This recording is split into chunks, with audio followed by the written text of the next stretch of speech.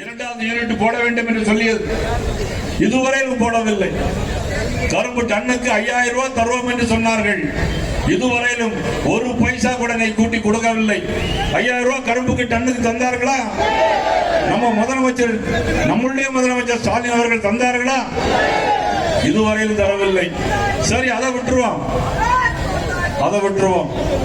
ஆனா இந்த பகுதியில் உள்ள எல்லா மக்களும் ஏற்கனவே கரும்பு அந்த ஆலையில போட்டதற்கு நிலுவைத் தொகையை வாங்கி தருவோம் சொன்னார்களே, இதுவரையிலும் தந்திருக்கிறார்களா? நிலுவைத் தொகை தரவில்லை, இதுவரையிலும் தரவில்லை. எதை தருகிறோம் சொல்லி எதை தந்தார்கள்? தாய்மார்களுக்கு எல்லாம் செய்வோம் என்று சொன்னார்கள். ஆனால் இன்னும் மகளிருக்கு அதிக தொகை தருவோம் என்று சொல்லிக் கொண்டிருக்கிறார்கள். போன வருஷம் பொங்கலுக்கு ரூபா தரல, அதுக்கு முந்தின வருஷம் பொங்கலுக்கு ரூபா கொடுத்தாங்க. ஆனா இந்த வருஷம் எல்லாரும் நினைச்சிருக்கேன், நம்முடைய முதலமைச்சர் நல்ல முதலமைச்சர், நாங்கள் கோரிக்கை வைத்தால் கண்டிப்பாக அவர்கள் செய்து தருவார்கள். இந்த தடவை பொங்கலுக்கு எல்லாருக்கும், கள்ளக்குறிச்சியில் உள்ள எல்லாருக்கும் பொங்கலுக்கு 5000 ரூபாய் தரப்போகிறார்.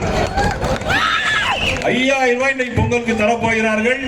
எல்லாரும் தயாரா இருக்காங்க. வேட்டி சட்டையோட 5000 ரூபாய் தர வேண்டும் என்று இன்னைக்கு தீர்மானம் பண்ணியிருப்பதாக செய்தி வந்திருக்கு.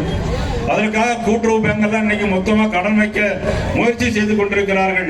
அந்த அளவிற்கு இன்றைக்கு மக்களுக்கு தேவையான விஷயங்களை செய்வதற்கு அவர் தயாரா இல்லை.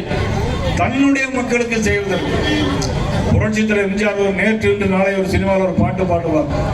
மக்கள் நலம் மக்கள் நலம் ஒன்றே சொல்லுவார், தன் மக்கள் நலம் ஒன்றே தான் மனதில் கொள்ளுவார் புரட்சி எம்ஜிஆர் பாடுவார்.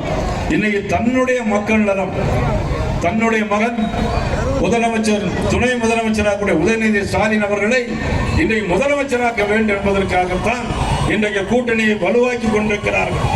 அந்த அளவுக்கு தான் இன்றைக்கு ஆட்சி ஓடிக்கொண்டிருக்கிறது.